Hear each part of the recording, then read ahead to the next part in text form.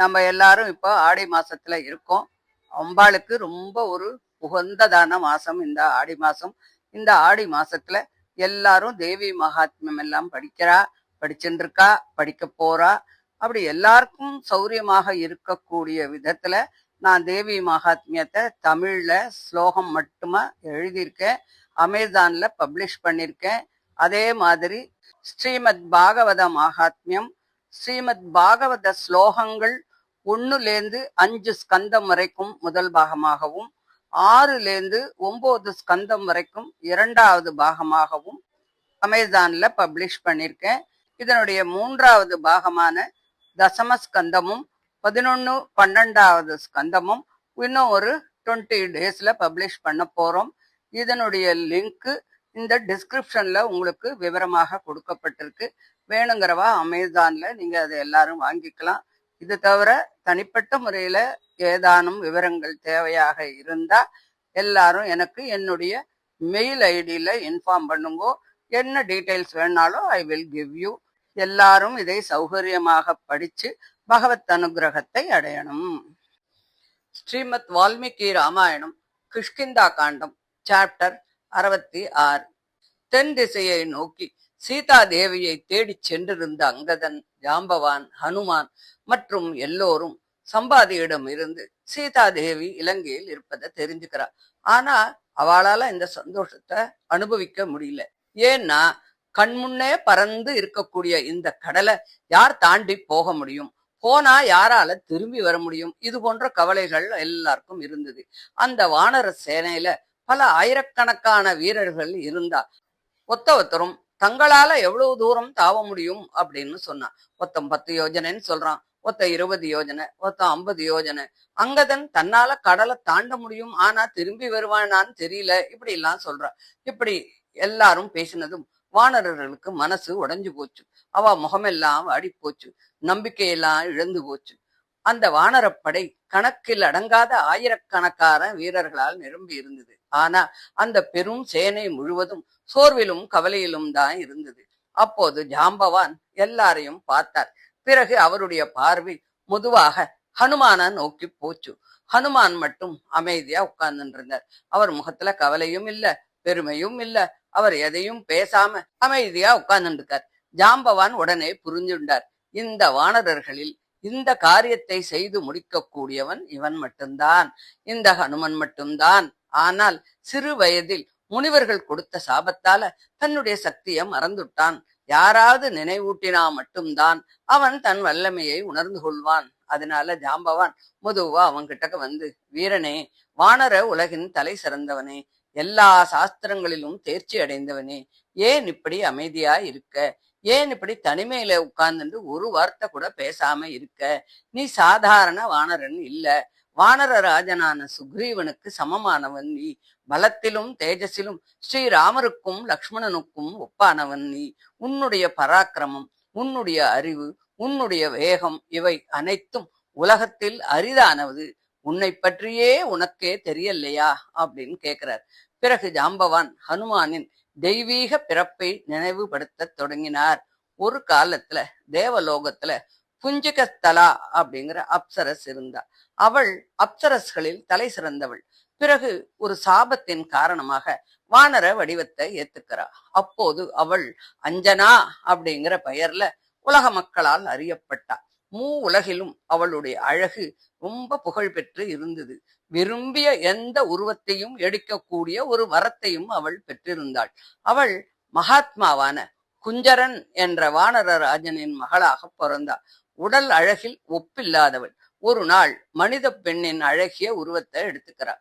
விலை மதிப்பற்ற ஆடைகளையும் விசித்திரமான ஆபரணங்களையும் மலர் மாலைகளையும் போட்டுண்டு ஒரு மலை சிகரத்தில் உலாவரா. அப்போது அந்த மலை அருகே வாயுதேவன் வரார்.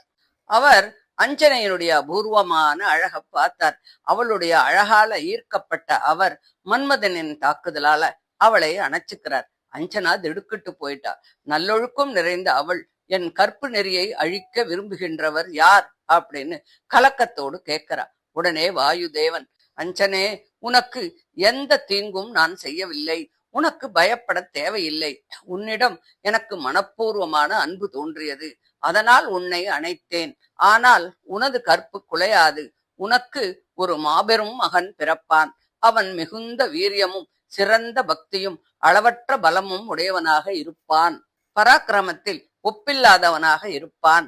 தாவுவதிலும் பாய்வதிலும் என்னை போன்றவனாக இருப்பான் அப்படின்னு சொல்லி அனுகிரகம் பண்ணினார்.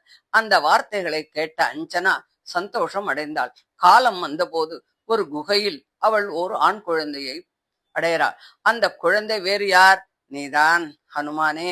சிறு வயதிலிருந்தே உன்னுடைய தெய்வீக சக்தி வெளிப்பட்டது. ஒரு நாள் காலையில் சூரியன் உதித்துக் கொண்டு இருந்தான். சிவந்த நிறத்தில் ஒளிர்ந்த அந்த சூரியனை நீ ஒரு பெரிய பழம் அப்படின்னு நினைச்ச. உடனே அதை சாப்பிடணுங்கிற ஆசை உனக்கு வந்தது. சிறு குழந்தையின் விளையாட்டுத்தனத்தோடு அளவற்ற தெய்வீக சக்தியோடு நீ ஆகாசத்தை நோக்கி பாஞ்ச. 300 யோஜனை தூரம் வரை பறந்து போன. சூரியனின் வெப்பம் உன்னை தடுக்கல்ல. ஒளியின் தீவிரமும் உன்னை சோர்வடைய செய்யல. நீ மேலும் மேலும் ஆகாசத்தை நோக்கி போயின்றிருந்த. அப்போது தேவர்களின் அரசனான இந்திரன் இதை பார்த்தார். உலக ஒழுங்கு குலைந்து விடுமோ அப்படின்னு நினைச்சு தன்னுடைய வஜ்ராயுதத்தை உன்மேல எரிஞ்சார். அந்த வஜ்ராயுதம் உனது இடது தாடையில் பட்டது. உடனே உன் தாடை காயமடைந்தது. அதனால்தான் உலகம் உன்னை ஹனுமான் அப்படின்னு அழைக்கத் தொடங்கியது. தன் அன்பு புதல்வன் காயமடைந்ததை கண்ட வாயுதேவன் தாங்க முடியாத துயரமும் கோபமும் அடைஞ்சார். உடனே உலகத்திலிருந்து காற்றை இழுத்து நுட்டார். உலகங்களிலும் காத்து நின்னு போச்சு. உயிர்கள் மூச்சு திணறி போச்சு. தேவர்கள், முனிவர்கள், மனிதர்கள், அசுரர்கள் எல்லாரும் கஷ்டப்பட்டா. அப்போ எல்லா தேவர்களும் ஒன்னா கூடி வாயு தேவனை சமாதானப்படுத்துறதுக்கு வரா. அவர்கள் ஹனுமானை தொட்டு ஆசீர்வாதம் பண்றா. பிரம்மா எந்த ஆயுதத்தாலும் இவனை அழிக்க முடியாது அப்படின்னு ஒரு வரத்தை கொடுத்தார். இந்திரன் என் வஜ்ரம் இவனுக்கு தீங்கு செய்யாது, இவன் தன் விருப்பப்படி மட்டுமே மரணத்தை அடைவான் அப்படின்னு வரம் கொடுத்தார். மற்ற தேவர்களும் அவரவளுக்கு உடைய வரங்களை எல்லாம் கொடுக்கிறார். இத்தகைய தெய்வீக வரங்களை பெற்றவன் நீ. கேசரியின் மகனும் வாயுதேவனின் அம்சமும் அவருக்கு சமமான தேஜஸும் பலமும் கொண்டவன் நீ. உன்னுடைய பலத்தை எங்களால் எப்படி விவரிக்க முடியும்? உலகில் யாராலும் செய்ய முடியாத காரியங்களை செய்து முடிக்க வல்லவன் நீதான். அஞ்சனையின் மகனே, வாயு புத்திரனே, தாவுவதில் உனக்கு நிகரானவர் யாருமே இல்லை. இன்று நாங்கள் உயிர் இழந்தவர்களைப் போன்ற நிலையிலே இருக்கோம். எங்களுடைய உயிரை காப்பாற்ற வேண்டியது நீதான். கருடனை போன்ற பராக்கிரமம் உங்கிட்ட இருக்கு. ஒரு காலத்துல நானும் மாபெரும் வலிமை உடையவனாக இருந்தேன். தேவர்களின் கட்டளையின்படி அமுதம் பெறுவதற்காக மூலிகைகளை சேகரித்தோம்.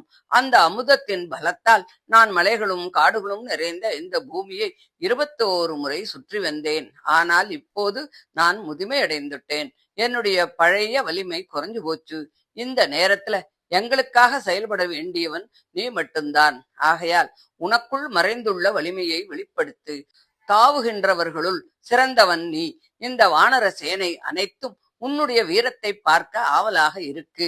வானரர்களின் புலியே, எழுந்திரு. இந்த பெருங்கடலை தாண்டி செல். மகாவிஷ்ணு மூவுலகத்தையும் 3 அடிகளால் அளந்தது போல நீயும் உன்னுடைய பராக்கிரமத்தை வெளிப்படுத்து. எல்லா வானரர்களும் துயரத்துல இருக்கா, ஏன் இன்னும் அமைதியா இருக்கே அப்படின்னு சொல்லிட்டு ஜாம்பவான் ஹனுமானுக்கு ஊக்கம் தரும் வகையில பேசுறார். ஜாம்பவானின் ஒவ்வொரு வார்த்தையும் ஹனுமானின் உள்ளத்துல மின்னல் போல பாயறது.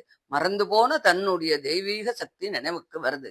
தன்னுடைய பிறப்பு, தன்னுடைய வரங்கள், தன்னுடைய பராக்கிரமம், ராமபிரானுக்காக செய்ய வேண்டிய கடமை, இவை அனைத்தும் ஒரே நேரத்துல அவர் மனசுக்குள்ள வருது. அந்த நொடியில வாயு புத்திரனின் உள்ளம் பேர் ஆனந்தத்தால் நிரம்பியது. அவர் கண்களில் தீப்பொறி ஒளிர்ந்தது. உடல் முழுவதும் வீரசக்தி பெருக்கெடுத்தது. பின்னர் வானர சேனை முழுவதும் மகிழ்ச்சி அடையும்படி தன்னுடைய உருவத்தை மலைபோல் பெரிதாக்கி கொண்டார்.